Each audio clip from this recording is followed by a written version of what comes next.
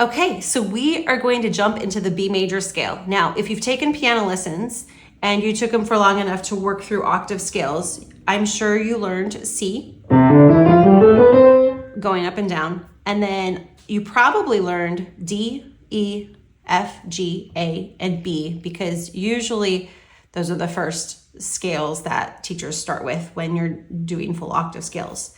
So the thing about F, if you'll remember, is that the fingering is weird, and if you don't remember that, we'll come back to it. But the other thing about weird fingering is B is the same thing, because when you've started your scales, your left hand pinky is so used to starting with or left hand is so used to starting on the pinky that it becomes a habit. So you've learned to start in this position for C major. This is the position for the start of D major, E major, even F major gets to start on the pinky and thumb like normal, G major, A major, and then your teacher says, oh, but you have to start on your fourth finger in your left hand for B major. So that usually becomes, in my experience, for any students that I've had coming in, it ends up, they say, oh, that's my least favorite scale. So hopefully I can give you a different perspective, because I felt the same way until I realized when I'm about to teach you. So hopefully I can give you a different perspective that makes this one of your most favorite scales, because it is actually really fun to play, but you still have to play your fourth finger on B. I'm not changing the rules. We're just changing a perspective. So the reason why I love the B major scale so much is because it uses every single black note. You do not have to wonder as you're coming up, like for example, say you're playing A major. Okay, A major. Wait, is this one sharp? Is it yes, no, yes, no, yes? Okay, yes, I think. Yes, all right, cool. You don't have to stress about anything. If there is a black note attached to the next note you're supposed to play, you play the black note. I love it. So it uses all the black notes. Let's go over the whole step, half step pattern. Okay, so on B major, you start with B, obviously, and then you move up a whole step, then a whole step. So there you are. You're using both of those two black notes. You do not have to think. You visually just get to see. You plop your fingers down. It is no work. I love it. Then you have to know where to put your thumb. It's a half step away. It's an E. Now, I was, in elementary school when I learned this scale, so I remembered thinking, oh, it's a B scale, and B and E spell B. So there you go. I do teach all these ridiculous little ways that I mentally just kind of tucked these away and made it, a mental memory thing. So I teach them. They're silly. They're often very childish, but hey, sometimes it works. And this is life, folks. So anyway, you've got B, you've got finger 2 and 3 on the two black notes. You go up a half step, which is E. You got to get your thumb there, because remember, you can't keep going because you can't put your thumb or your pinky on a black note in a scale. So put your thumb on E, flip over. You don't have to worry about what you're playing. You're playing every single black note. It's so beautiful. So go up a whole step to F sharp, a whole step to G sharp, a whole step to A sharp, and then they normally teach you to put your pinky on B. I'm gonna say put your thumb on B. Just trust me on this. This is gonna be a cool scale. So we'll do it again. The fingering is basically the same in the right hand. Not basically, it is exactly the same in the right hand as all the other white note scales except for F. So this one probably feels very comfortable in your right hand if you've had a lot of scale practice. Tuck under to the E. Now instead of your pinky, thumb. Just trust me. Okay, but instead of playing one note at a time, I'm gonna have you chunk it. You're gonna start with B because we're doing the B scale. But did you notice that your 2 and 3 are responsible for the two black note groups? So I want you to chunk that, meaning play that together. This is a practice strategy that piano players use all the time. This basically makes your brain work harder. You're welcome. But you will learn it more accurately, and then you will not have to think about it in the future. It will become more simple. So we're gonna go heavy on the thinking now to not have to be thinking all the time when we play this scale. So B, play the two black notes. Get your thumb on E, tuck under. It helps if you stand up your fingers. Flip over 2, 3, and 4 on the 3 black notes. Put your thumb on B. We're gonna keep going, why not? 2 and 3. Now you're entering the second octave. So if you've never done a scale more than 1 octave, this is where life gets fun because it's cool and it's kind of like going for a run. Unless you hate running, then I'm sorry about that. But it's like maybe you like to go rowboating, or I don't know, something, just swimming. You like to do laps. It's kind of becomes like that. It feels good. It's almost therapeutic. So thumb on B, keep going. 2 and 3, thumb on E, because remember B and E spelled B. 2, 3, and 4 on the 3 black notes. Thumb on B, 2 and 3. Thumb on E, 2, 3, and 4. And we're obviously out of room, so yes, you can put your pinky, you can put your thumb if you want to create the habit. It's up to you. As you're playing, remember that your belly button is basically facing middle C or D, wherever it's comfortable for you, and your hiney stays in one spot. Don't let your hiney move. Okay, so this is where it gets awkward, because when you're first learning, well, when I first learned the scale, I was taught, okay, this time your left hand gets to do something different.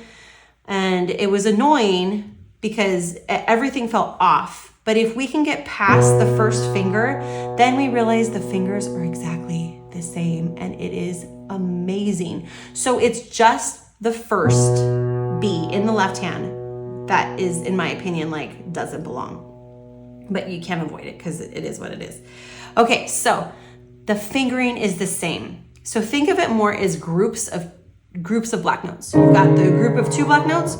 You've got the 3 black notes. Remember that? Group of 2, group of 3, group of 2. And your fingers are responsible, like they have a job. Your fingers 2 and 3 are responsible for the group of 2. Remember, that's your pointer finger and your middle finger. Our thumbs are 1, 2, and 3. Now, obviously, if you're looking at it, my pointer finger is playing C sharp. My middle finger in the left hand is playing C sharp. They're not the same. These are not the same 2 fingers, obviously. But if you think of them as a group, then these 2 are responsible for those 2. And because of how your hands work, it makes sense. You wouldn't do this. That's not comfortable. We never actually flip over like that. We only tuck over our thumb. So, or flip over our thumb. So this is not how we would play. So we always want to like let our hands go naturally where they belong, our fingers naturally. Okay, so you've got the B, which the first B is awkward because you've got your 4th finger. We haven't started on a scale on our 4th finger before if you've only done white notes, but then they're the same. 2 and 3 on the 2 black notes. Then your thumbs are on E. Then both hands are gonna play 2, 3, and 4 on the black notes. Both hands. Do you see that?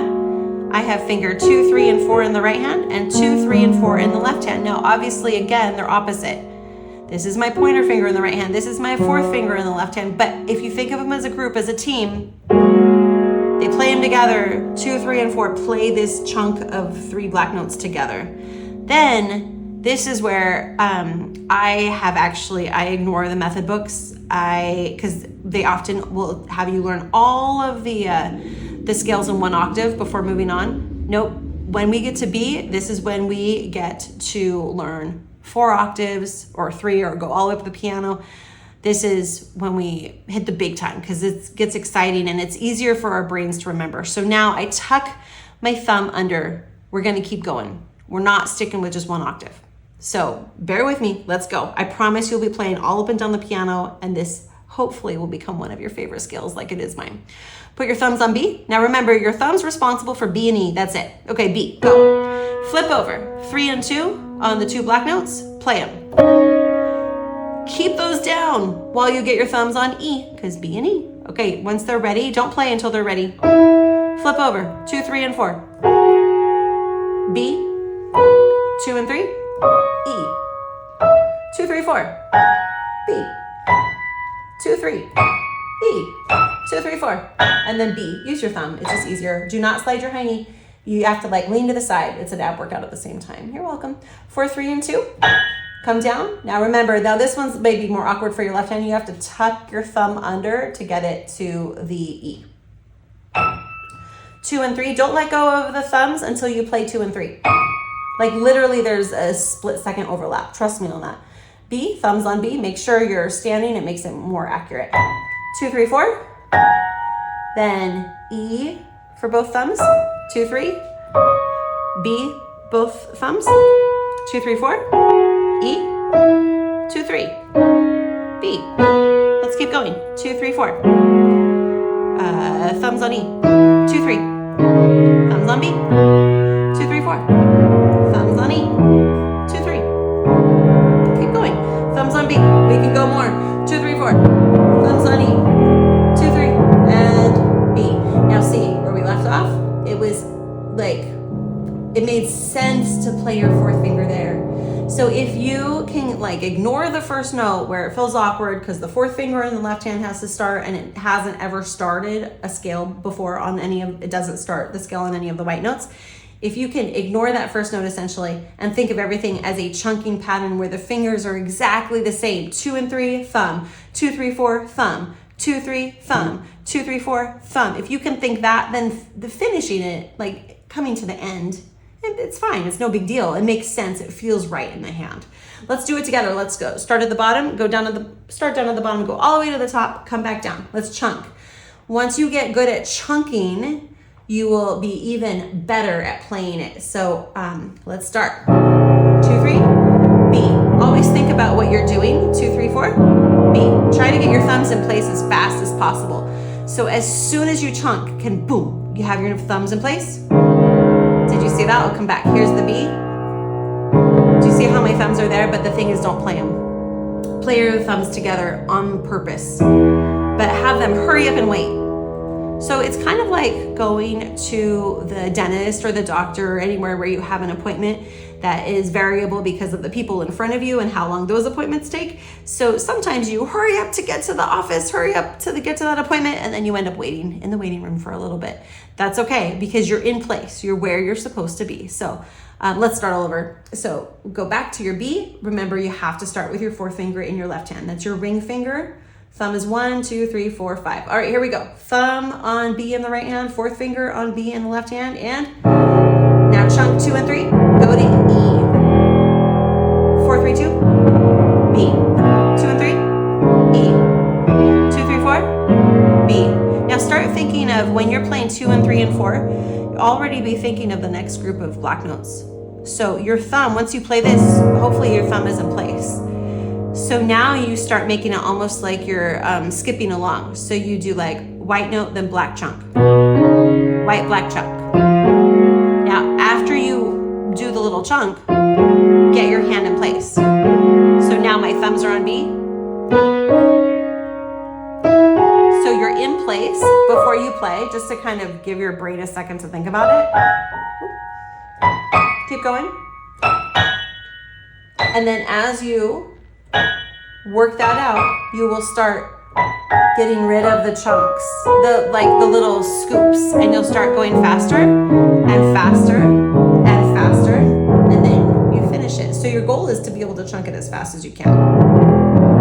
And it might sound little like you're galloping along. That's okay, that's normal, because this is actually harder. You're having to get more than one finger in place at a time. So this is much harder than just playing the scale. Because when you play the scale one note at a time, you have time to flounder. Oh wait, which finger do, you know, that wobble where you're not sure what to do. This is forcing that wobble out. So it's harder at first.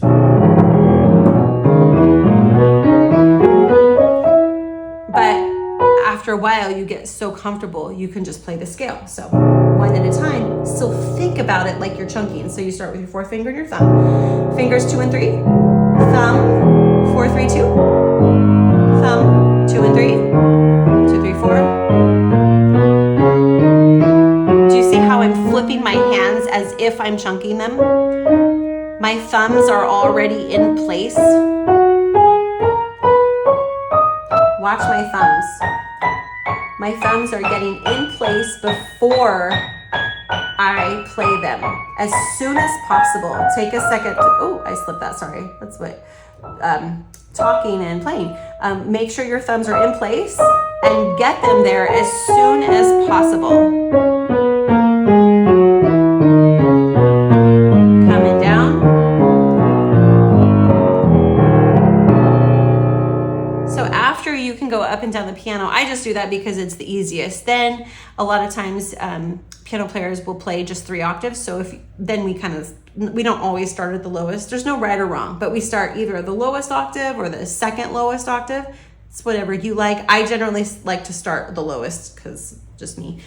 And then if you want to do 4 octaves, then if your right hand is starting here, that would be 1 octave, 2 octaves, 3 octaves. So you would stop there. You wouldn't go all the way up.